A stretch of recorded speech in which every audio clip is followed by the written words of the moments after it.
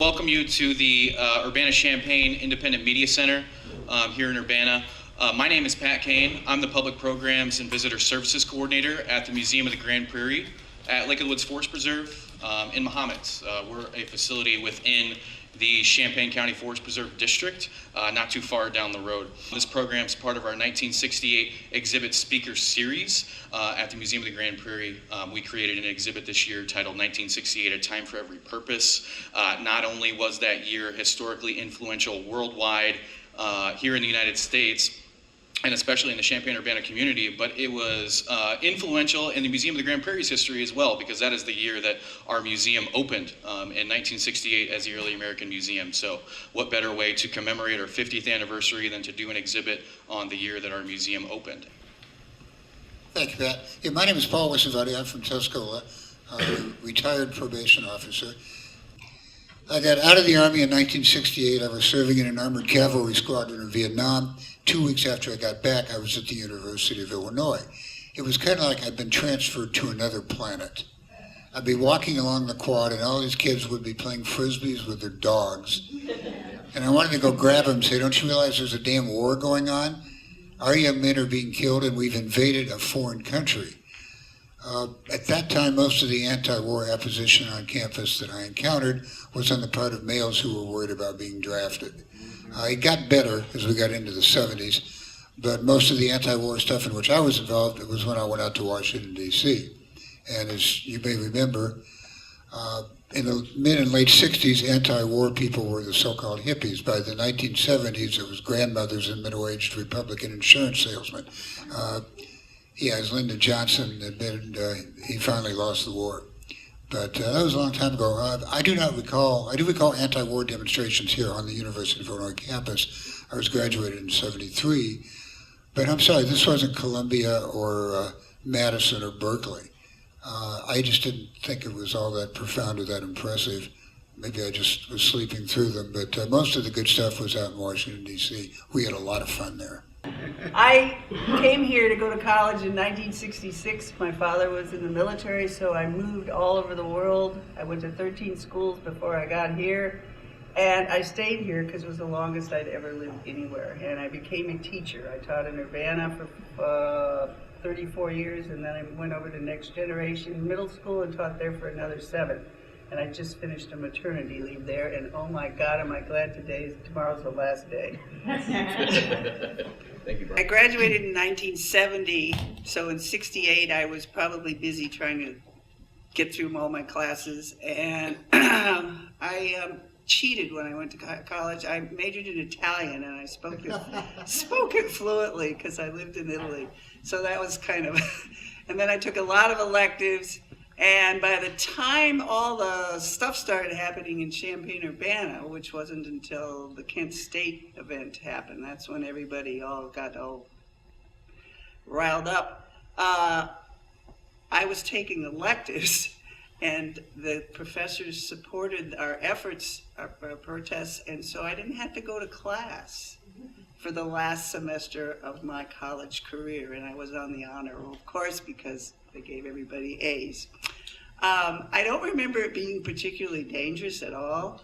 It wasn't '68, it was more like '69, I'd say.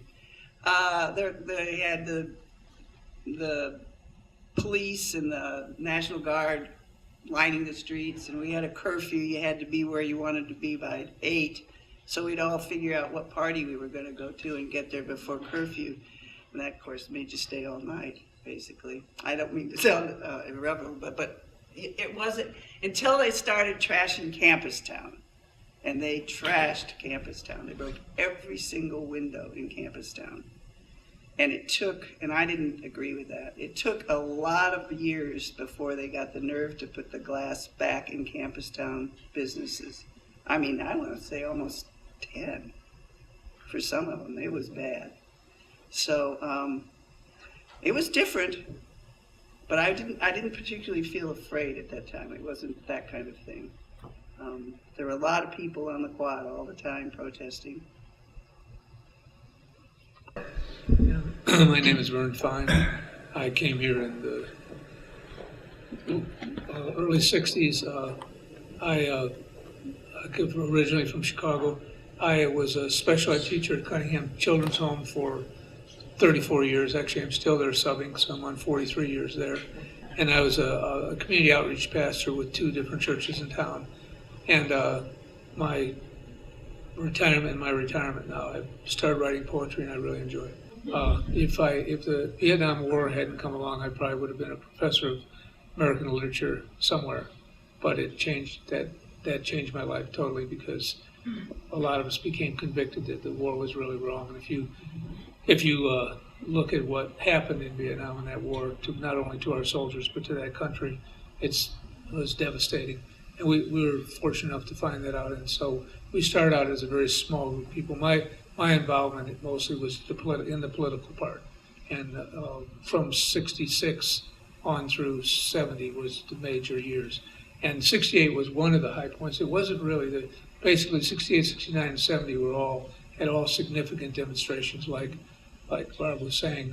It was really wild. The hallmark demonstration of 68 was the Dow Chemical, where the fact that Dow Company came here and they were just going about their business of interviewing students for their company, and we knew that they had produced napalm, which I don't know how many of you know napalm, but there was that terrible poster that mostly naked young Vietnamese girl running down the street screaming because her body was burning from it. We weren't going to tolerate that, so even though they said we were limiting their free speech, we were saying there's something greater than just their free speech. We weren't going to allow them to be on campus and interview, so we blocked the doorway in Noyes Hall and for a couple days, and I won't go into all the details because we don't have the time. But that was just one of the seminal events that happened right up through Kent State. There was just a lot of that stuff. I just agree with Barb a little bit. I did feel some danger because we were confronting the police, and there was a lot of stuff. And I confess, I participated in some of that trashing. I didn't think that we should take out the campus businesses, but I had no problems with attacking some of the university buildings and doing some of the really thing, because what we were saying is that when Nixon had the Christmas bombing of Vietnam, what we said was bring the war home. If they're going to do that to these people, the little petty trashing that we do is just going to make it uncomfortable for this country to continue to do that kind of awful stuff. So we're pretty committed. And that's pretty much was a real capsule of what 68 was. I came here in 1965 to go to the university on the GI Bill. And in 1970, I opened up a hippie co-op restaurant that I ran for 4 years, my wife and I. And then I left that and started a custom woodworking business that I still have 43 years later. I'm essentially retired, but occasionally I'll take a job if it stimulates me. But otherwise, I do poetry group, I lead men's groups, I teach at an alternative school, teach woodworking to kids. So I'm going to start off slipping back into 1967 for just a moment. I was in Chicago working construction during the summer between semesters. And I was visiting my grandmother, and there was a Chicago Tribune on the couch. And I started leafing through it, and my eyes caught this little article. It was just one column, and it was about 3 paragraphs, and it spoke about the summer of love and the hippies in Haight-Ashbury. And it was a time where I was very alienated from many things about America because of our consciousness that was growing about what was really going on in this country on many levels, not just the war. And I read that article and it really touched me emotionally. Funny, it still comes back. But I felt those are my people. Anyway, I came back to school here in 68, and I was the vice president of the student senate. We lived in a commune. There were 14 of us in the commune. My brother and I were 2, my wife. And we were politically involved. The whole entire commune to some extent was some politically conscious. And between the conversation and interactions, we helped each other grow in consciousness. It was a very alive time. My name is Porter Battle. I too came in the early 60s, mid 60s. I came to U of I. Ironically, Miss Snyder, I was recruited by the Dean of Women and her assistant from Mound City, Illinois, Carroll, Illinois. I guess he couldn't find it. It's not working? No, it's working. Just hold it a little closer. A little closer? Okay. So I was recruited by the deans, women's deans. I guess he couldn't find any women, so I ended up being here. I guess I've been an insurance agent for, I don't know, almost 50 years now, and I graduated here, and this is home. But I was pretty busy in 1968. In fact, I was in love. So in 1968, well, I won't embarrass her, but you see that lady over there with the red sweater on? I was proposing to her the week of Easter. That would have been, the dates run together after a while, but it would have been in April, about the 13th. If you recall, April 4th was the day that Dr. King was assassinated. So we were going out to Philadelphia. I used to have a board that you put on there going my way, okay? And so you didn't want to take a ride with somebody that had a Camaro because you didn't know if you'd get there alive. But if these guys had a Volkswagen, and it was 3 of us going, okay? Just for the record, I was the black guy, and there was a white girl and a white guy. So you need to know that just to know how we were doing it. So we were in this Volkswagen. It was a 66 Volkswagen. We didn't have to worry about 70 because it wouldn't go 70. It wouldn't go 65 either unless we were being drafted by a truck. So anyway, we were going out there, and ironically, I was going to get engaged. At least I hope I was going to get engaged. The guy who owned the car, he was going to Ithaca, and he was going to get engaged too. And the girl didn't know, but she was going to get engaged too. So we all came back engaged. I don't think I'm ever going to forget being in Philadelphia, because when we drove in, Philadelphia was basically on fire. There's smoke, black smoke everywhere. And so we looked at that, and they looked at me and said, "Hey, Porter, we don't know if we can leave you here." I'm going, okay, you know what? Right now, I think I'm going to be better without you guys, so don't forget where I am. And they went on, and of course, I took the bus on up to Tobyhanna, Pennsylvania. And so, and then she said yes, and of course, this next year will be our 50th anniversary.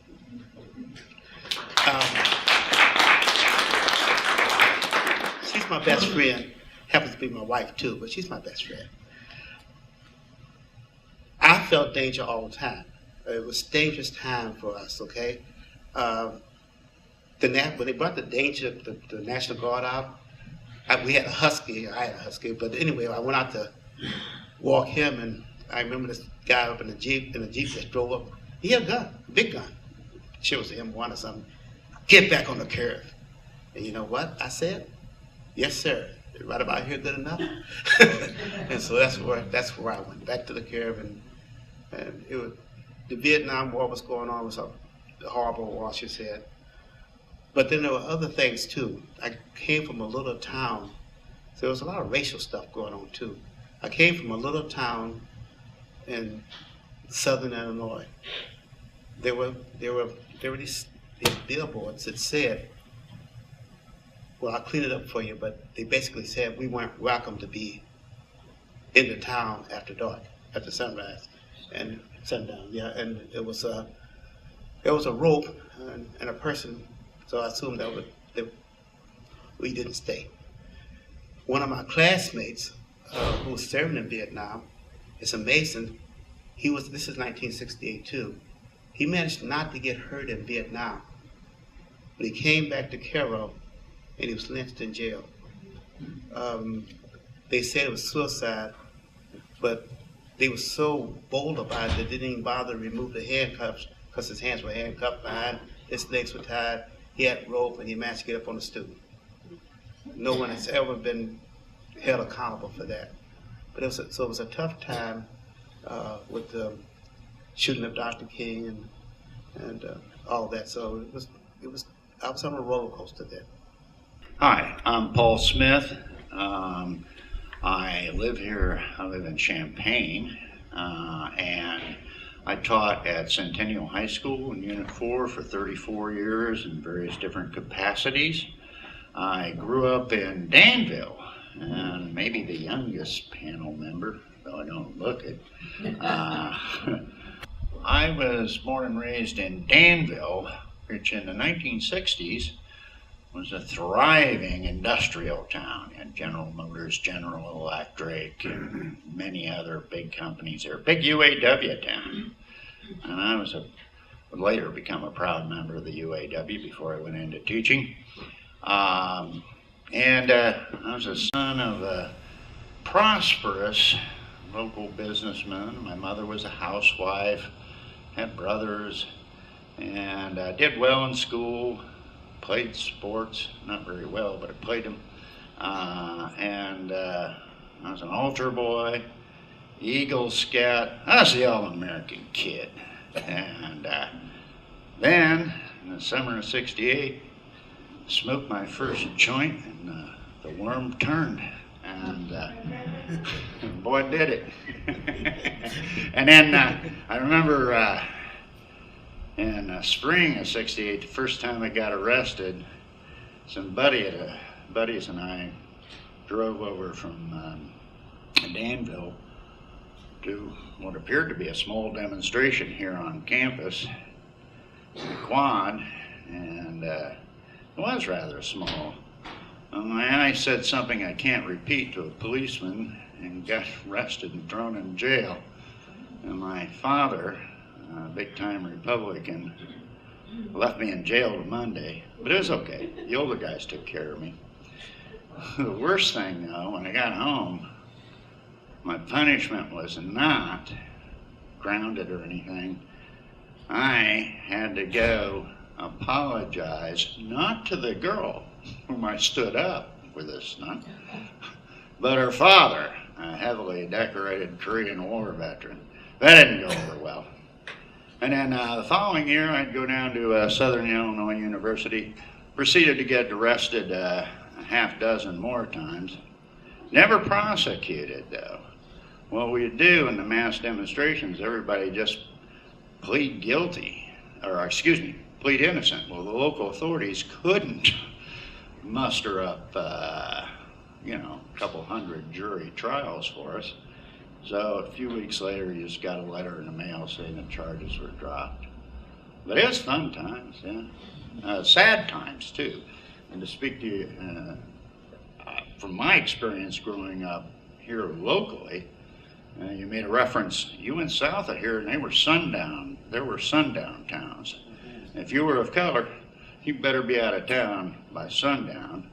And then you got into Danville, Urbana, Champaign, Bloomington, Decatur, these, I call them islands in the corn, small towns or atolls in the corn.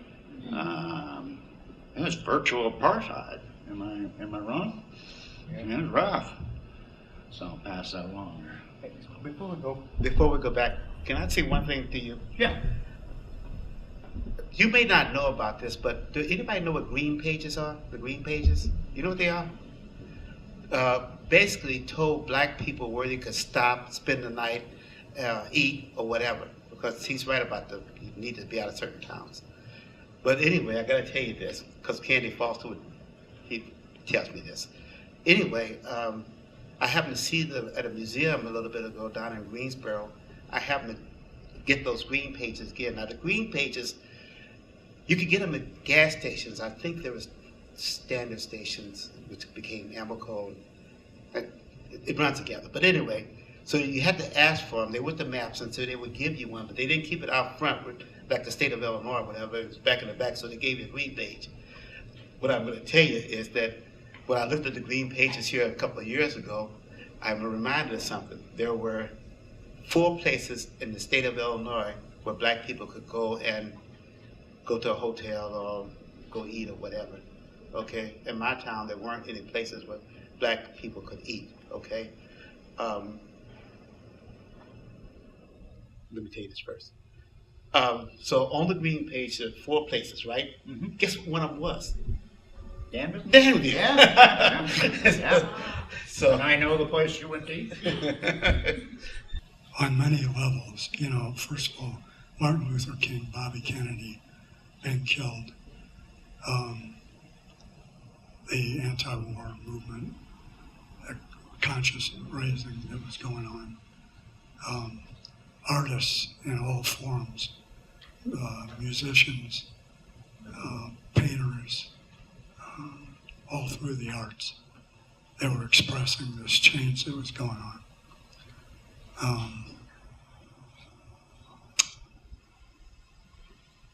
Not sure where to go with this. But, for me, you know, I was a veteran, and I got out of the Army in 1964. I was raised in a home with all business people, Republican, and that was their consciousness. And I went in the Army, and I spent 3 years there, and I was in Vietnam. I mean, I was in Okinawa spying on the Vietnamese. I came back to America, and that's when Kennedy was killed, John Kennedy. Started school about 6 months later, and my entire perspective on America and its values began to change because of the culture here. And I've generally, progression starts on the coasts and moves to the middle. That's my experience. And of course, things were happening big time in California. And it was not only sweeping across the United States, but all across the world. Consciousness was growing. So that's why I say exciting, electric. I'm torn between 2 words. One is sad, and the other is regrettable. It was a tough time. Vietnam was, well, all of that was going on. Vietnam was going on, the civil rights movement was going on. But I don't want to tell you that I didn't have some fun now. I mean, I did get a wife, right? Years later, but I got to tell you this. Here's a funny. Wasn't funny then, but it's funny now. I was walking across campus. There were 39 black Afro-Americans on campus at the time. Someone said 41, but my math never said that. Next year, in '68, there were 500. Okay? My sister was part of that program. But anyway, it was a tough time. But I remember walking across the quad, okay? And but I got to tell you this, okay? There's this girl, she's got they used to call them car coats, where they had the hood over them, okay? And she had black stockings on, right? Now I'm getting to the point. She must have gloves on. Her legs were black. So I'm going like, whoa, wait a minute. That's somebody to have a cup of coffee with, you know? And so I'm going like, these other boys, the 39 included the athletes, they don't know her. So I'm going to go up and tap her on the shoulder and say hello. So I tapped on the shoulder. She turned around. She's blind. And I looked at her, and the only thing I said is, please don't scream. She looked at me and she says, why would I scream? Okay. Well, I made a mistake. And that was the end of the conversation, you know. But there were some different moments. Here, I'll go ahead. What I'd use to describe as tense, it was tense. You had, you know, the assassinations of Martin Luther King Jr., you had Bobby Kennedy, you had the Democratic National Convention, all the stuff going on, which would precipitate the more violent actions that follow in the next couple of years. But also, I was young. I was 18. It was fun. Great music. You know, the pill had pretty much made its presence known, so you're, riding on the crest of the sexual revolution. Marijuana had penetrated from the coast into the hinterland here. Yeah, I remember having a damn good time with all the stuff going on. So you were, so look out some of the younger faces here. It was a good time, and yet at the same time, bizarrely weird and tense, I guess is the way I'm going to put it, from my perspective. At the time, I didn't really think much about it. It was when I looked back and saw everything happen again that I went, holy crap. It was like a crack in time. It was like, what is happening? My father was in Vietnam when I went to college. He was a colonel, and he was an advisor. He came back a totally changed person. He was in World War II. He never talked about it, but he really never talked about Vietnam. And I just remember watching the war on television every single night. And for the longest time, when I heard a helicopter, I thought about the war. I mean, it was just so, it was there all the time. And I did have a lot of fun also, because I was young, and you don't let these things weigh you down. What's happening now is really weighing me down because I'm not as young. And it really, really bothers me. I feel like everything's falling apart. That's kind of how it felt at that time, like everything's falling apart. But for some reason, I always felt like it would be all right in the end because we were all fighting for kind of the same things, make things better. I don't feel so much that way now at all, to be honest with you. As soon as Patrick asked the question, the word that came immediately to my mind to describe 1968 was divided. I'm from Taylorville. Believe it or not, their athletic teams are actually called the Taylorville Tornadoes. That's not a joke, that's true. Anyway, I'm from Taylorville. I joined the Taylorville Veterans of Foreign Wars Post, which of course at the time was mostly made up of World War II and Korean veterans. But the vast opinion in the Taylorville VFW Post was pro-war. And when I tried to tell these old farts we invaded a foreign country, I almost got thrown out. I mean, it got kind of nasty a few times. And I'm sure Taylorville was not unique to the rest of the country. So 1968 was a very divided country. I believe it was starting to turn in the proper direction, but it sure wasn't there yet. Let's see, our next question. How has your life experience in the late 1960s shaped who you are today? We're looking back 50 years to 1968. How have the experiences, the events that you participated in the late 1960s shaped who you are today, since we're thinking back 50 years? And we'll start with Vic this time. For me personally, the influences were between Martin Luther King and Bobby Kennedy being killed. As I said, I was in the student government in '68, and that was the year that the Project 500, which 500 blacks came to the university. Because I was in the student senate, a number of them came to us for money for projects they wanted to do. So in that involvement with them, I actually became friends. Myself and a number of us in our commune became good friends with a number of blacks from the North End at the time. Over the years, we got closer and closer. So that was an influence on me to have good friends that were African Americans. Let's see.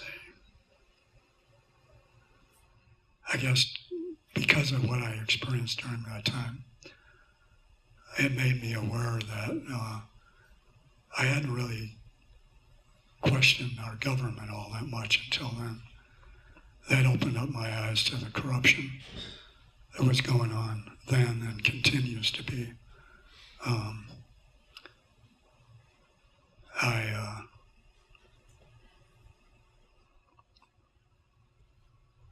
I'm having a hard time here being in front of everybody. I hope you excuse me for that. But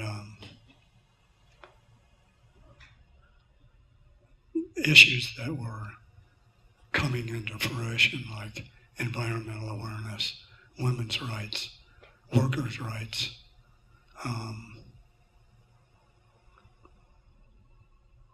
civil rights, all those things were coming to light and getting a lot of attention. And I was at a young age and really absorbing the information that was coming through and experiencing all that. And, having gone through all that, the man I am today was hugely influenced by that. I think it made me more adaptable. Being here at the U of I with 39 of us, we all were pretty close, but then you had to broaden your horizons. But that wasn't new for me because we were a military family too. We were stationed at Lockburn Air Force, which was one of the black bases back before they were Truman integrated the services. It later became Rickenbacker and became a SAC base, but that's neither here nor there. But when we were there, the housing area that I lived in was, we were the only black family. So it makes you a little bit different than when my father was killed in a car accident. We moved back to Mound City. Of course, the schools were segregated there. In fact, they were segregated basketball terms. I don't know if you knew that or not, but they were totally segregated. So I never saw a white student, okay? I mean, if I was in a car, I could guess, but, we never, not ever did we see that. Then I moved to Carroll for high school, and again, I went to all-black school, and I never saw a white student. The few times I did see white students were not in Carroll. If I participated in some kind of event that led us to Carbondale, SIU, okay, then there were white students there and black students there both, but not where I grew up. So I think that the whole thing is sort of made me more adaptable. I'm sad that some of my brothers don't know that because they don't know anybody but just who they had in the neighborhood. And I think that leads to some discard. And that's just bad. I mean, when people tell me about how bad and I'm not saying this because I'm saying it, how bad the pigs are, I know better than that because I have lots of police friends and clients that I fish with routinely in Wisconsin or Ohio, so I know better than that. Okay, so I think adaptive is what I became. Now, one more smile.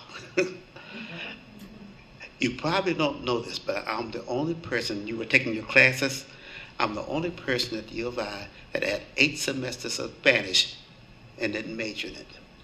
Now, what's that mean? I could never pass Spanish. I could never. It's the most difficult course I had.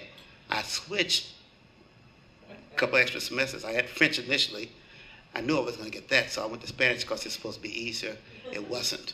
My daughter, she does German. I'm going like, I don't know where she got those genes from, but here's the smile for you. A few years after I graduated, I got a call from LAS, and they said, hey, we've been looking at your grades and that kind of stuff. You're not getting a diploma back. No, we've been thinking about some other stuff. Looks like you were an all right student without Spanish. Well, you have to get an A to bounce an E. That makes a C. You can't stay in the college with a C, can you? You got to have a little bit more than a C so you get some other A's. But they said, we've decided we're going to make Spanish in the 4th semester an elective, and you can do some history stuff with it. And I got to take it out. And I'm going like, where was that when I was there? And they said, would you mind if we use your grades to make the point? No, if you can save somebody else, absolutely.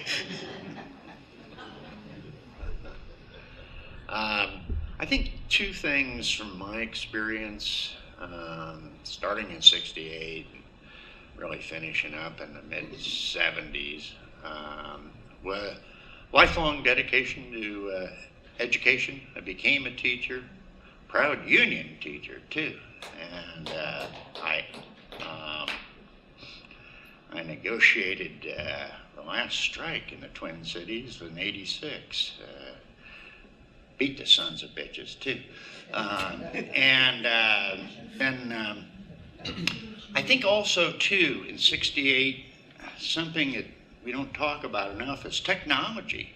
Lifelong follower of technology, and he had touch-tone phones coming in. The Beatles, first worldwide broadcast.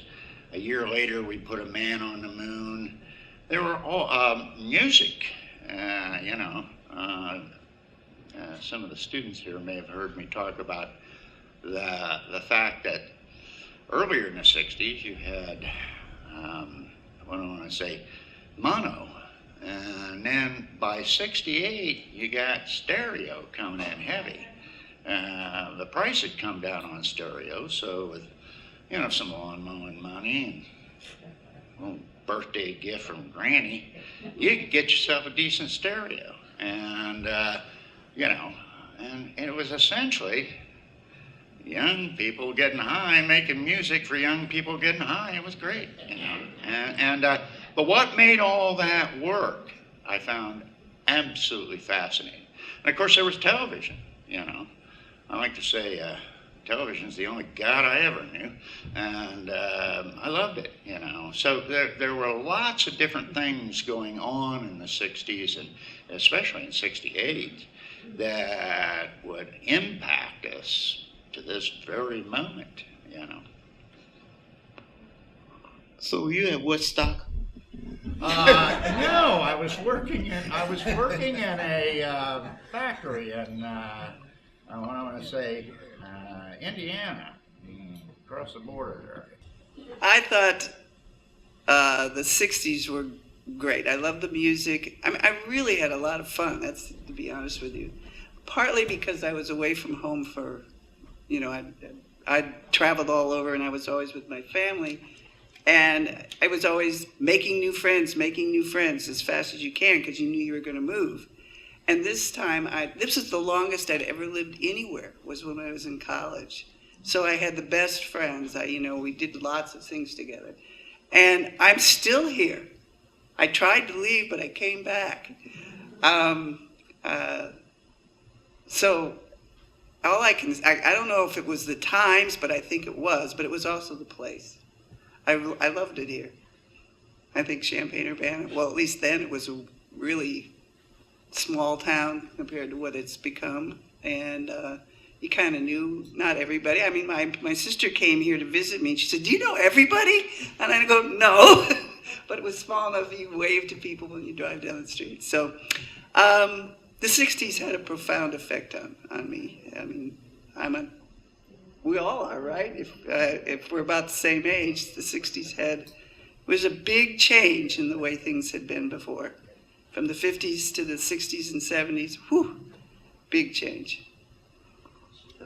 So for me, the biggest change, as I said, it changed my life. I mean, I would not have done what I did at all if that war had not come along. I've always believed that our lives are oftentimes a product of the history that we're involved in, that we happen to be, whether we choose it or not. That really changed things for me. So I want to talk a little bit about that history, because what happened, and as I said, every institution was challenged, every institution changed, had a different perspective. There was a countercultural view of it, looking in a different way. And the big thing was history. I was an American literature major. I still love it. I read, voluminously, great books. And but I was interested in history, but I wasn't, reading that much, taking it in school. So I just all of us began to read and read and read this countered history. There was a book by a man named John Gerasi, who was a news reporter, called The Great Fear in Latin America, that just blew the lid off of what we had done in Latin America and how, here's the truth, you always heard America was the greatest country in the world. America was the greatest country in the world for itself. Okay, that's the truth. and what it did, what this country is the greatest country in the world, and the power it exerted on poor countries in this world is tragic. And Latin America is just one example. What do you want to say? And on poor people in this country. And on poor people in this country.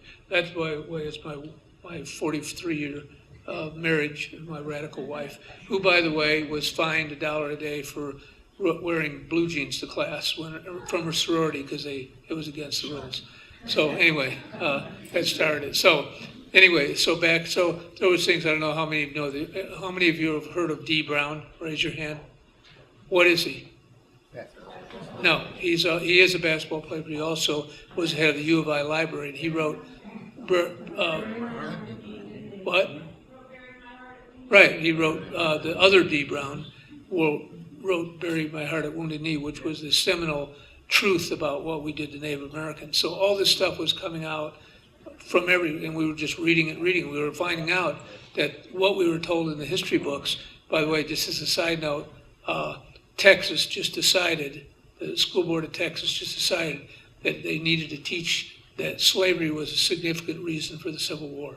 This is 2019, okay? So that alternative history was, just came pouring into us. So we were just walking from a different perspective on everything. And I think that was the biggest thing. So it changed me into a radical. At 77, still a radical, always will be. Yeah, 1968 definitely shaped how I look at government, not just ours, but everybody's. Like my peers here to the left, I grew up in the 1950s. That was a steady diet of Randolph Scott, Audie Murphy, and John Wayne. And anything the government said was right was damn well right. Well, by the time I got back from Vietnam, where we had been told we were being sent to save the poor Vietnamese peasants from that latter-day Hitler, Ho Chi Minh, I learned, from dealing with the civilians with whom I dealt in Vietnam to some extent, and also taking the time finally to read about the history of Vietnam, that not everything the government tells you is right. I mean, I believed what they told me in 1967. That's why I volunteered for Vietnam. I will never look at government again the same. I'm not horribly cynical, but you tell me something, I'm going to ask you why you said it. Next question, being that, this year in 2018, we are looking back 50 years to 1968. I have a question. Do you recognize any similarities between 2018 and 1968? Is there anything going on now that reminds you of some things from 1968? And, we can fudge it a little bit, current times to right around 1968 as well, too. So we'll start with Porter this time. Now, we're not tolerant of anybody anymore. We got people that say things that are hurtful for no reason. They're inconsistent. They're not incorrect. They're incorrect. So I think the tolerance thing is right back. It seems like we swung this way and back, and we're right back to where we started. And I kind of worry about our country. I worry about where we're going to be. And I just think we got a little ways to go on that. Hopefully we'll survive.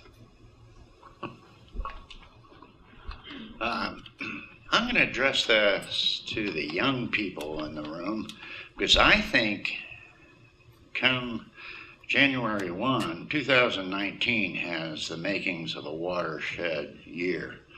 The Mueller investigation is moving on. Trump's puppets are singing like Pavarotti at the Met. I think, and a Democratic Congress is coming in, I think it may be politically a watershed year and a divisive year in this country. And, we'll see what happens. I can't say one way or the other right now, but I know what I want to happen. But I think the division in the last 2 years politically reminds me very much,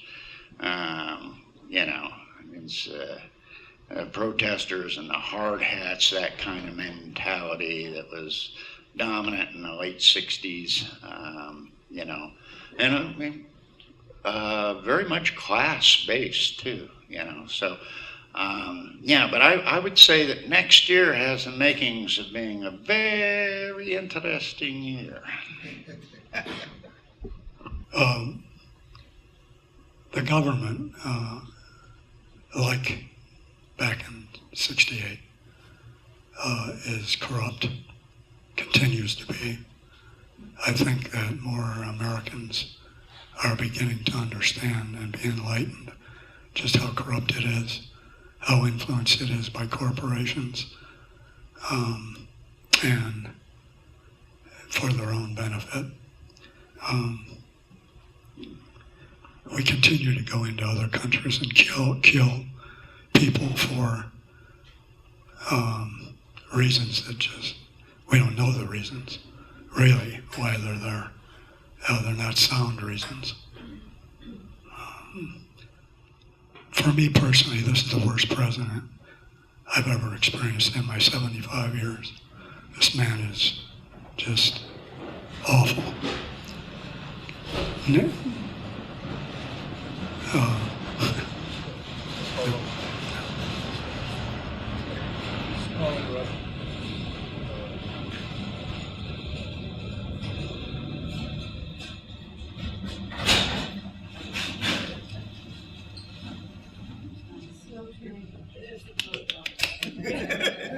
For y'all are familiar with the Station Theater, back when it was first going, the train used to go right by. And right during the performance, people would just stop. Reminds me of that. Anyway, civil rights, 68 and now. In some ways, we've come a long way. In other ways, it's awful. It's really awful. Women's rights, we are seeing improvement. The Me Too movement is really pushing things forward. There was the consciousness of need for women's rights then also, but, and they still exist. They have much to move forward, but it is in progress. Corporate greed, which I mentioned, it was going on back then, but it's so apparent now. You have to have your head in a cloud to not realize the influence that corporations are having on our government. Workers' rights, problem back in '68, problem now.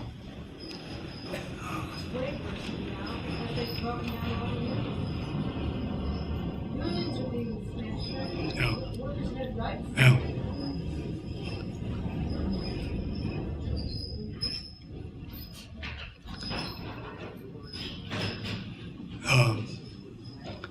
Am I discouraged? Yes and no. I happen to be an optimist. Yogi Berra used to say, it ain't over till it's over.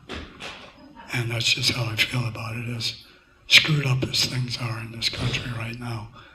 I'm optimistic that there'll be a swing back.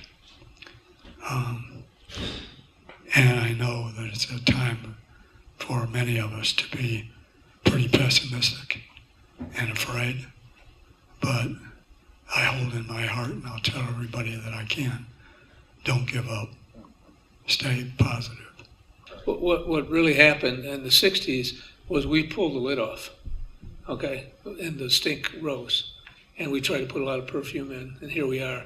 And obviously we really got blindsided because we really thought, I mentioned this before about Obama and Grant Park, I cried. I really thought that all the values of the 60s, the progressive things were going to take over with the environment, et cetera, et cetera, et cetera, et cetera. It was naive because, really the hounds of hell have been released, and they're really evil, and they will do anything to keep power. They will cheat, they will lie, they will use military force. There's no joke about putting 15,000 troops on the border of this country when you have a bunch of women and children 800 miles away. That's just a sign of what they will do. So it's really dicey. I'm not being pessimistic. I'm just saying that the difference between the 60s and now is that we were just discovering it. There was a little naivete. Now we realize that this power structure stuff, this corporate power, et cetera, political power, these certain elements of society, the gap between the rich and the poor has grown larger than anyone ever imagined. It is really dangerous, and we're in an extremely dangerous time. We're in a civil war without guns, quote, kind of, right now, And so what we do with our country is our future. And, so it's something to take super serious, even as young people. Don't relax, because it could get much worse than it is now. It also can get better. What do you hope the world, and in particular our community, understands about this era in history? It's a tall order. I just hope people remember we were just people trying to figure it out. The times we live in, just like you are. Again, addressing young people. We made mistakes, some bad ones. But I think what Vern said is very, very much true. We were beginning to peel away the lid and really begin to examine some serious issues. And for many of us, that would become a lifelong quest. And it'd take all sorts of different shapes and forms, and it still goes on every day, and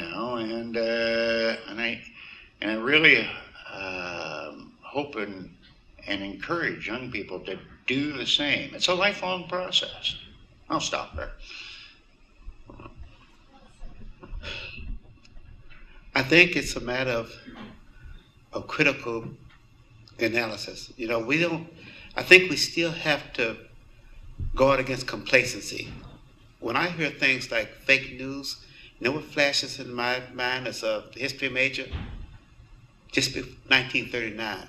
Remember when they burned the books and that kind of thing, and anybody who didn't say what the rule was looked on as a bad person or could be hurt or whatever? I think we need to do that.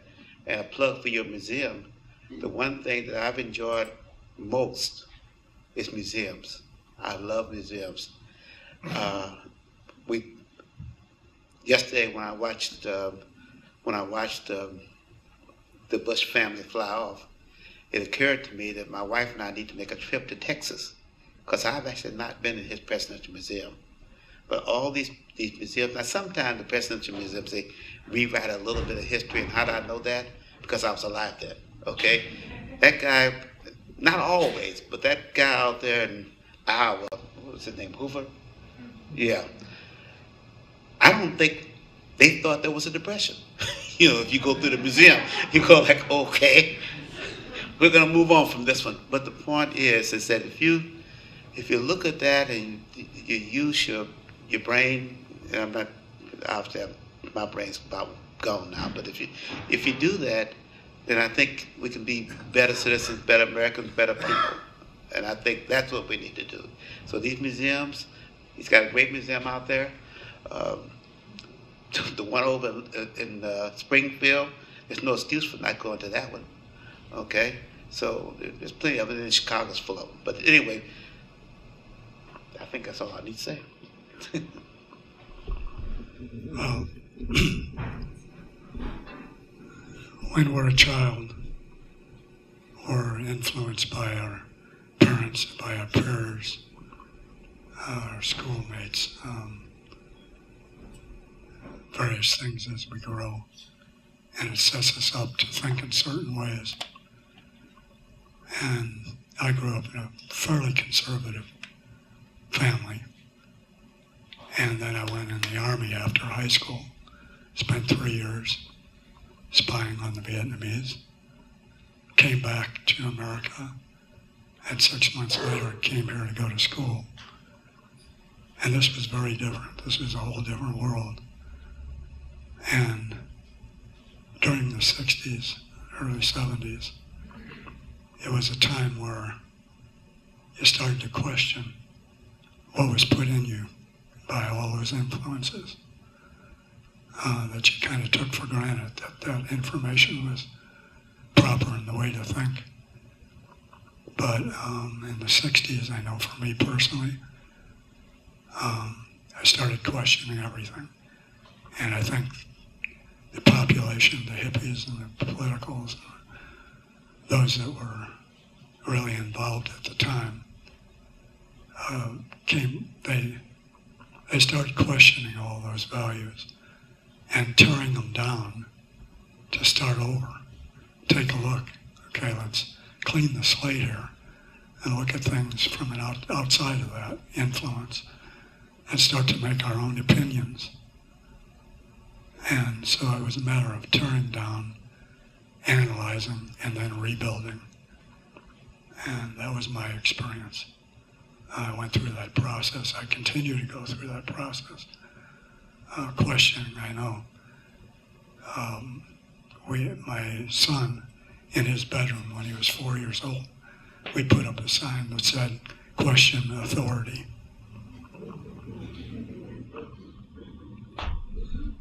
Yeah, I'm going to be brief and just repeat that, the lid that we pulled off, I want to hope we'll remember those progressive things that came forward, which are still very much alive and hopefully very positive. What will be remembered for igniting, putting passion the torch forward to younger people to kind of do that. One thing I want to acknowledge, which is not the most popular thing to say, but I think we also need to pay attention to the spiritual.